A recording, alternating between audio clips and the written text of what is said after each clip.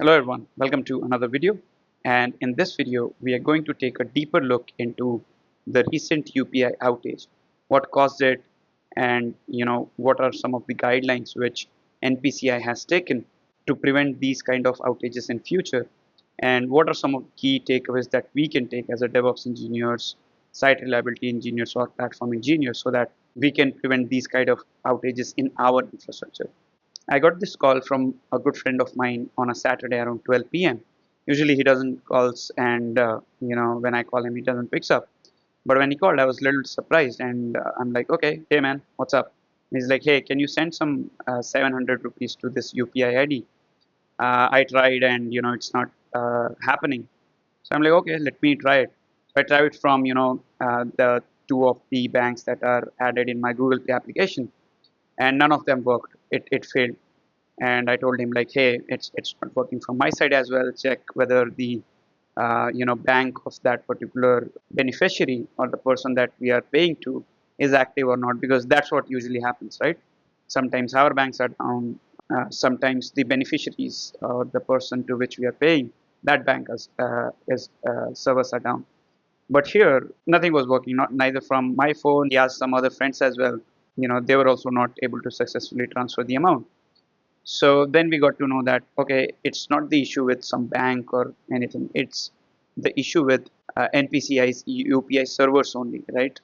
So that outage lasted 5 hours, right? And it was, I think, one of the major outages that happened since UPI was launched in 2016, right? So I thought, to make a video around it, because, I want to dive deeper into the tech side of things, like what actually happened, and how NPCI is taking measures to prevent that in future. So this video is going to be all about that. So let's get started.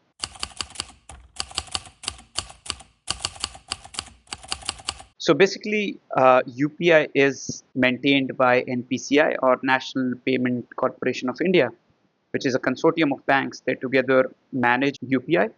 And in the backend, there are a lot of servers, etc., which handle the transactions, right? So in March 2025 alone, UPI received 590 million transactions per day, right? It is like a huge amount of transactions. That means 7,000 UPI transactions per second. That's sink in, right? It's a very huge number. So, and there are a lot of API calls which are happening in the backend of these per UPI transaction. So before diving deeper, right, I want to quickly take 1 or 2 minutes to quickly explain the entire flow of a UPI transaction, right? So basically what happens is a user has a phone in which they have installed Google Pay, Phone Pay, Paytm, etc. Any UPI application, we call them TPAP, or third party application providers or payment service providers, etc.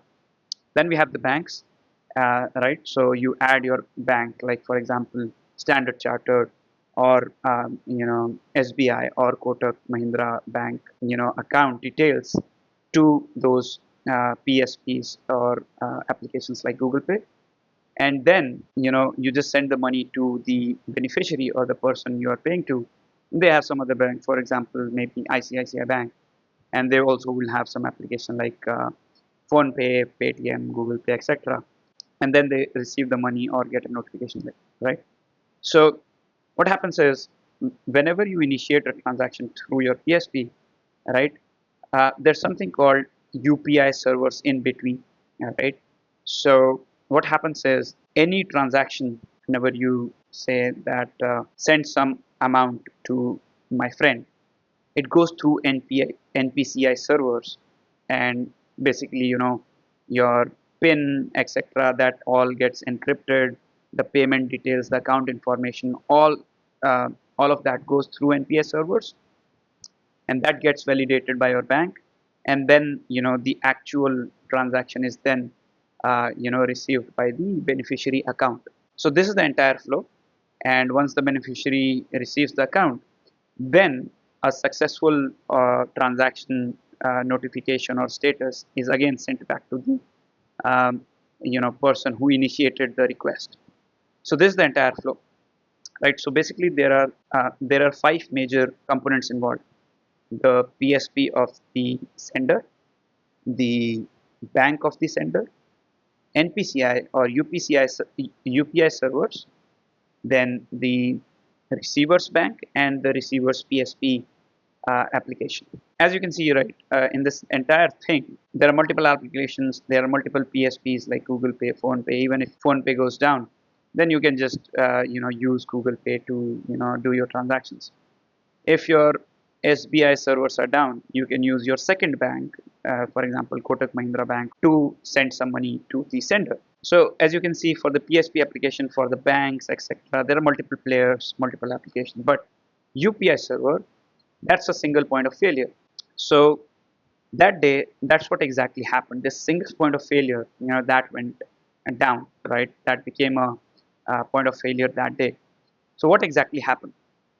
So whenever you send some amount to the sender, what happens? Bank sends an API call called check transaction status API, right? So this check transaction status, what it does is it continuously keeps on checking with the receiver's bank that, hey, did you receive the money? Did you receive the money, etc. Right? So what happened that day was this check transaction status API was called multiple times, right? It got lot of API requests that day, lot more than usual, right? So what happened was the PSP banks, like, it can be any bank, they're sending a lot of API calls, even for the previous transactions which were completed. And that caused the bank servers to get a lot of requests, which it couldn't process, right? And then the servers were, burdened, overwhelmed, and those went down, right? So that's what happened that particular day. This one API call called check transaction status, that received a lot of API requests, right? And because of that, the servers went down. Now this was found, by NPCI. They did a root cause analysis and they found it. Now they've taken some measures to prevent this from happening in future, right? So the first one is they have asked the banks to, delay the first check transaction status API call. So whenever you send a money, NPCI has said that, hey, wait 90 seconds before you send the first check transaction status API call to the UPI servers, right? Wait for a moment, right? That will allow the entire payment process to happen, the receiver to receive the money, etc. Right? And once 90 seconds are passed, then you can send the first request. Now, NPCI said they might bring that number down to 45 seconds or 60 seconds in future once the systems are stable. But for now, they've asked the banks to wait 90 seconds before they send their first check transaction status API call. So that's one delay. Now the second is they've asked the banks to, only send 3 requests to this check transaction status API call in 2 hours. So it's not like they can send 5, 10, 100 requests, to this check transaction status API. It now should be only 3 in every 2 hours, right, for a particular transaction. It can't be more than that. So they have limited that number of check transaction status API call in a 2-hour window.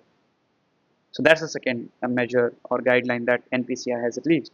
Now the third one is, even after these limited attempts of checking the transaction status in the past 2 hours, even if some transactions are unsettled, then banks are advised to go to something called UDIR, which is Unified Dispute and Issue Resolution System, where there will be files with the transaction status, to use that as the source of truth for any transaction which is successful, failed, etc. Right? So what this will do is it will handle some of the load from the NPCI servers, and then it will distribute those traffic to UDIR. Similar attempt was made by introducing UPI Lite, where for transactions below 2000 you don't have to enter the pin. But even though the NPCI servers were involved in UPI Lite as well, UPI Lite reduced the number of API calls, but still NPI servers were there in the entire flow. Now coming to the fourth point, which is all the PSPs or payment service providers applications like Google Pay, Phone Pay, etc., and the banks have to go through an audit through a cert empaneled body, and they all will be audited for their API usage, right? So that's the fourth one, like how many number of API calls that you're making per second, per minute, what's the usage, etc. Right? Now the fifth one, which is the final one, which is NPCI is under a process where they're trying to add some kind of rate limiters to their API calls. For example, check transaction API call. They will enforce rate limiters from their end only, so that any PSP or bank cannot call that API multiple times, right? So that's what they are doing, but it's still going through the steering committee. They have, they have to take some approvals, etc. That number of rate limiting needs to be, identified first, etc.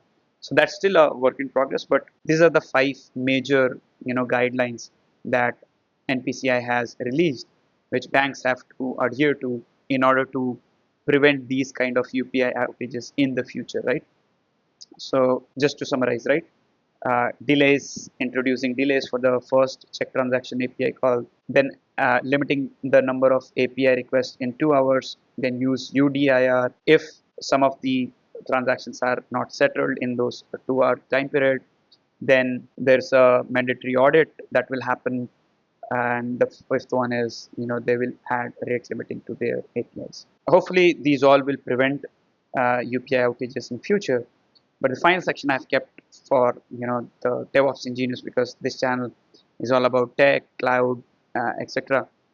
So I wanted to take some key takeaways from this entire outage so that you can use them, right? So basically the first one is definitely use some kind of rate limiting in your API calls, right, in your applications. Don't let the client or the third party application to just hit your APIs infinite amount times, right? Because that will add some kind of burden to your servers. So add some kind of rate limiting to your API calls always. Identify that number, what it should be, etc. So that's one. The second one is make your infrastructure elastic based on the traffic patterns, based on the utilization. Scale it accordingly, right? Because if you're getting high number of valid API requests, then your infrastructure should be capable of scaling, right? So that's the second. The third one is perform proper load testing under various TPS or RPS, because that will give you some amount of idea that how much your servers can take load up to, right? So that's the third. Fourth one is implement monitoring and observability into your entire stack, because that's how you will be able to know that okay, what is failing, where it is failing, because you will have multiple components in your entire application. So these are the 4 key takeaways that I wanted to share. Okay, so this is what I wanted to cover. To summarize this entire outage, right? So there was something called a check transaction status API, which received overwhelmingly high amount of API requests, which led to the NPS servers being down. High CPU, high memory utilization might have happened. Then NPCI released some guidelines which are like, hey, introduce some delays in your check transaction status API call, limit the number of transaction API call to 3 per 2 hour, right? Then they will introduce rate limiters, use UDIR systems, and there will be a audit for all the PSPs and the banks for their API usage. And finally, we looked at some of the key takeaways where you should do proper rate limiting to your APIs, have proper performance or load testing to your systems, make your infrastructure elastic in nature, and implement monitoring and observability into your entire stack. So I hope you like this video, and if you have any comments, feel free to drop them in the comment section down below. And if you like this video, share it with your friends, subscribe to this channel if you want to see more videos like this. And if you like this video, then you'll also like this video where I share about uptime, reliability, availability, etc., and how you can ensure your systems are available 99.99% of times, etc. So see you in another video. Until then, be curious. Thanks for watching.